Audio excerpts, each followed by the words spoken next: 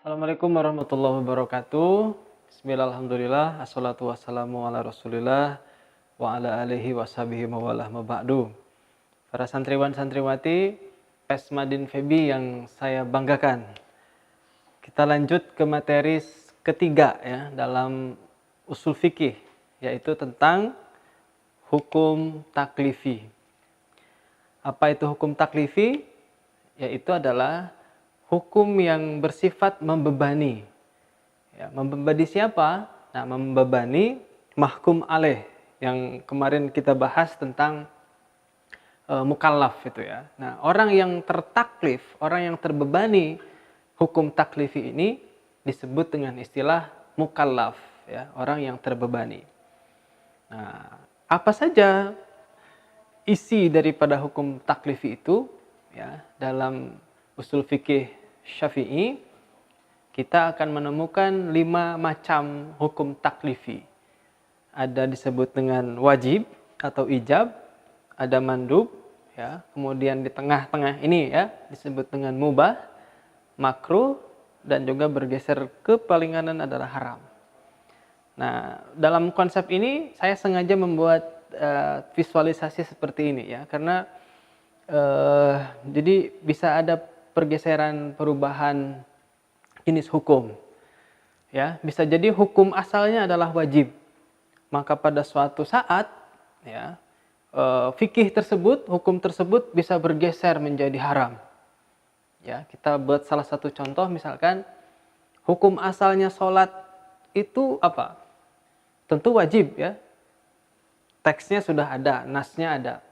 Ya, aqimis sholat, dirikanlah sholat. Itu artinya bahwa setiap muslim, setiap muslimat yang tertaklif, yang sudah mukallaf, maka wajib melaksanakan sholat. Wajib hukumnya. Ternyata bisa jadi haram itu sholat. Kenapa? Ya, ketika terjadi, ya di situ ada penghalang, namanya mani. Nanti akan kita bahas dalam hukum wad'i. Nah, contoh mani menjadikan sholat itu haram apa? Yaitu misalkan datang bulan bagi perempuan ya, yaitu haid misalkan. Nah, bagi perempuan yang sedang haid, maka hukum sholat itu bukan lagi wajib, tetapi haram, tidak boleh. Ya, meskipun dirinya merasa kuat, ya kan? Wah, saya kuat kok sholat gitu kan. Saya sehat, ya kan? Apalagi saya masih bisa berdiri dan sebagainya. Tetapi karena haid itu memang ketika sedang haid ya dalam fikihnya dilarang untuk melaksanakan sholat, maka hukum sholat itu berubah menjadi haram. Nah, itu salah satu contoh dalam kehidupan kita sehari-hari ya, bagaimana hukum taklifi ini ya membuat 5 kategori ini ya, bisa jadi wajib, mandub, mubah, makruh, ataupun haram. Nah, kita bedah satu persatu ya. Apa itu wajib? Nah, wajib adalah sebuah konsep hukum ya, sebuah perintah dari hakim, dari Allah, yang kemudian di situ ada nas ya, ada teksnya, ada hukum, ada mahkum fihnya, ada hukumnya yang berupa perintah. Ketika dilaksanakan ya, maka mukallaf itu dia mendapatkan pahala. Itu wajib ya. Tetapi ketika seorang mukallaf itu tidak melaksanakan kewajiban ini, maka dia mendapat dosa. Nah, maka populer di antara umat muslim, wajib itu adalah dilaksanakan mendapatkan pahala, kalau tidak dilaksanakan atau kalau dilanggar maka mendapat dosa. Nah, itu adalah wajib. Nah, kita ambil contoh yang sangat populer ya, contoh dalam surat Al-Baqarah ya, ini ya, tentang puasa. Ya ayyuhalladzina amanu kutiba alaikumussyam. Nah, di sini ada kata-kata kutiba. Nah, ini adalah nasnya ya. Dalam usul fikih ini disebut nas atau teksnya. Nah, teks ini adalah yang buat siapa? Hakim, yaitu Allah, berupa teks ayat dalam Al-Qur'an. Nah, ada kata-kata kutiba, diwajibkan. Nah, ya, wahai orang-orang yang beriman, telah diwajibkan kepada kalian asyam, yaitu puasa. Nah, maka puasa ini sebagai objek hukum ya, menjadi wajib hukumnya karena ada hukum taklifi itu tadi. Nah, wajib dilaksanakan oleh setiap orang beriman. Kalau tidak dilaksanakan puasa Ramadan ini, maka bagaimana? Ya hukumnya dosa. Oke. Nah, sekali lagi tetapi, karena ini hukum taklifi, puasa ini juga bisa jadi haram dilakukan, ya, ataupun tidak wajib dilakukan, ya. Bisa jadi makruh atau bisa jadi sunnah, ya, atau bahkan mubah, ketika ada mani, ada penghalangnya, atau jika ada rukhsah, keringanan, ya. Maka dalam ayat selanjutnya kan kita tahu bahwa fa in kana maridon au ala syafarin fa iddatun min ayamin ukhor, kan gitu. Itu adalah bentuk rukhsah, ya. Nanti kita bahas lebih dalam di hukum wad'i. Jadi kalau dalam waktu sakit, ya kan, atau dalam perjalanan yang itu sangat membuat kita lelah dalam perjalanan itu, maka diperbolehkan tidak melaksanakan puasa yang wajib ini. Gitu, ya. Tetapi apa? Boleh buka, boleh tidak berpuasa. Nah, kemudian setelah itu fa'iddatun min ayamin ukhor, wajib mengulanginya, ya. Istilah kita wajib membayar puasa, ya, di kesempatan selanjutnya. Nah, itu contoh daripada wajib, ya, dari kasus puasa ini. Oke, selanjutnya adalah mandub. Mandub ini artinya lebih grade-nya ke bawah daripada wajib, ya. Satu perintah dari Allah, ya, ada teks ayatnya, ada yang buatnya itu adalah hakim, yaitu Allah. Ketika diperintahkan itu, ya, mandub ini dilaksanakan, maka dia mendapat pahala, mendapat keutamaan. Nah, tetapi kalau tidak dilaksanakan ataupun dilanggar misalkan, maka mandub ini tidak mendapatkan dosa. Ya, tidak mendapatkan dosa gitu. Nah, tetapi kalau saya menyebutkan perspektif ihsan, ya, perspektif tasawuf dalam sudut pandang tasawuf, orang yang meninggalkan perintah mandub, ya, dia tidak dapat dosa, tetapi dia tidak dapat keutamaan. Nah, gitu, ya. Contohnya kalau ini, ya, ya ayyuhalladzina amanu idza tadayantum bidainin ila ajalin musamma faktubuh wal yaktub bainakum katibun bil adl. Ini ayat yang sangat panjang, ya, dalam surat Al-Baqarah 283. Bagi santri yang akuntansi ini wajib hafal nih, ya, karena ayat tentang akuntansi, tentang pencatatan. Nah, kata Allah, wahai orang-orang yang beriman, jika kalian itu melaksanakan utang piutang, maka faktubuh, ya, utang piutang dalam waktu tertentu, waktu yang disebutkan, jadi jelas kapan jatuh temponya, kapan pembayaran itu dilakukan, maka harus ditulis, dicatat, gitu. Nah, ayat ini menurut para ahli tafsir, perintah faktubuh ini kan fi'il amar, ya, faktubuh, uktub, tulislah, ya kan, dari asal katanya kataba yaktubu, menulis.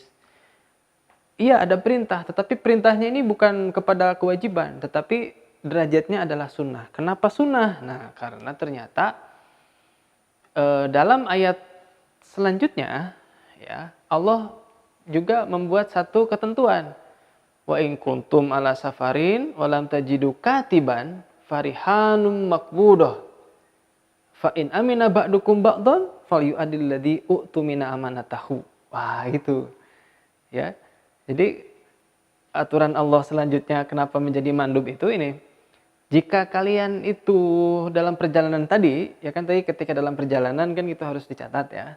Ternyata dalam perjalanan itu tidak menemukan gitu pencatatnya itu. Oke, farihanun makbudatun, maka hendaklah ada barang yang ditanggung, ada barang yang ditahan. Ya, ini rohon, ya, nanti masuknya ke dalam konsep pegadaian. Kemudian fa in amina ba'dukum ba'do, nah ketika di antara kalian yang hutang piutang itu justru adalah u'tumina amanatahu, ya kan, dan apa namanya, teramanah ya, terpercaya, bisa menyimpan amanah hutang piutangnya itu, oke, maka hendaklah ya maka hendaklah itu menunaikan amanahnya gitu. Dan juga dia hendaklah bertakwa kepada Allah, ya, wal yattaqillaha rabbahu. Nah ini, jadi ayat ini yang kemudian ya harusnya kan fi'il amar itu menjadi wajib ya. Nah, tetapi karena di sini ada ketentuan lain, misalkan ternyata dalam kelanjutan utang piutangnya itu tidak ada yang bisa mencatat, nah maka ya sudah saling percaya saja. Nah ini ya, fa in amina ba'dukum ba'du, saling percaya saja. Nah ini yang kemudian salah satu contoh konsep mandub tadi itu ya. Ya begitu. Contoh lainnya, nah saya menyebutkan tadi gini, mandub ini tidak berdosa iya, tetapi keutamaannya akan hilang. Apa keutamaannya? Tadi kalau misalkan utang piutang itu dicatat dan suatu hari itu ada sengketa misalkan, nah maka itu akan mudah untuk diselesaikan. Tetapi kalau tidak ada pencatatan, maka nanti kalau di suatu saat ada sengketa akan ruwet juga kan gitu kan, akan ribet juga itu bagaimana cari bukti-buktinya. Apalagi kalau sama-sama lupa misalkan, nah gitu. Maka disitulah bahwa mandub itu lebih baik dikerjakan daripada ditinggalkan. Nah itu kalau contoh konsep ekonomi. Kalau konsep sehari-hari, misal kita sholat malam ya, dilaksanakan bagus sekali, kita dapat pahala, dapat keutamaan yang sangat luar biasa dari Allah. Tetapi kalau misalkan kita tidak melaksanakan pun, kan nggak apa-apa ya, tidak ada hukumannya, tidak ada dosanya. Tetapi apa? Akan hilang manfaatnya, akan hilang keutamaannya. Jadi istilah saya, orang yang meninggalkan hukum mandub ini adalah orang yang merugi. Ya, lebih baik kita melaksanakan mandub daripada meninggalkannya. Nah itu kalau bahasa sederhananya, yaitulah disebut dengan ibadah-ibadah yang sunnah ya, ibadah-ibadah yang sunnah, tidak menyampai derajatnya kepada wajib. Baik para santri yang dirahmati Allah, selanjutnya kita membahas tentang mubah. Nah, kalau mubah karena tadi dia posisinya berada di tengah ya, di sini wajib sudah, mandub, mubah berada di tengah. Artinya mubah ini ya mau dilaksanakan oke, tidak dilaksanakan pun it's okay. Nah, itu jadi ya biasa-biasa saja. Tetapi para ulama usul fikih kemudian membuatnya ada 3 kategori ya. Ada mubah yang wajib, ada mubah yang memang betul-betul mubah, ada juga yang memang mubah itu sedikit menyerempet nanti ke haram. Nah, gitu ya. Jadi itu pun ada tingkatannya. Nah, karena sekali lagi ini hukum taklifi tidak paten, tinggal nanti konteksnya seperti apa yang berada di lapangan. Nah, itu ya, sebab syaratnya apa gitu. Nah, selanjutnya makruh ya. Nah, makruh juga ada 2. Atau ke definisi dulu ya. Makruh itu kebalikan dari mandub. Oke. Jadi kalau mandub tadi kita melaksanakan mendapat pahala. Tidak melaksanakan tidak mendapat siksa atau tidak mendapat dosa. Nah, makruh kebalikannya. Kita melaksanakan kemakruhan ini tidak mendapat apa-apa, tidak mendapatkan dosa juga. Dan kalau kita meninggalkan kemakruhan, maka kita akan mendapat pahala. Tapi lagi-lagi sama dengan konsep mandub tadi. Kalau kita melaksanakan yang makruh, berarti kita rugi. Tetapi kalau kita tidak melaksanakan yang makruh, ya jelas dapat pahala. Nah, makanya para ulama membagi lagi, makruh itu ada 2. Ada makruh tanzih dan juga ada makruh tahrim. Contoh kalau dalam kitab-kitab fikih ya, makruh tanzih itu misal dari Syafi'i rahimallahu taala, bahwa contohnya misalkan menggunakan air musyammas. Air musyammas itu air yang terkena panas matahari. Nah, kata Imam Syafi'i ini makruh hukumnya. Kenapa? Karena pernah dikatakan bahwa air yang terkena matahari kemudian dia panas, ya, musammas, maka air itu bisa berpotensi untuk menyebabkan baros atau menyebabkan penyakit kulit, ya, penyakit kusta, begitulah. Nah, maka kalau kita berwudu, misalkan di situ ada air yang normal biasa, gunakanlah itu daripada menggunakan air yang panas terkena matahari. Nah, itu contoh makruh tanzih, ya. Ada juga yang makruh tahrim. Nah, kalau makruh tahrim itu adalah satu konsep hukum makruh, ya, tetapi dia menyerempet ke yang haram, ya, lebih kepada yang haram. Nah, kalau saya mencontohkan, ini mohon maaf ya, nanti akan ada banyak persepsi tentunya. Kalau saya mencontohkan ini mengikuti peraturannya Menteri Kesehatan misalkan, ya, nomor 19 2003 atau Undang-Undang nomor 23 tentang 92, ya. Para ulama atau Menteri Kesehatan ini menyebut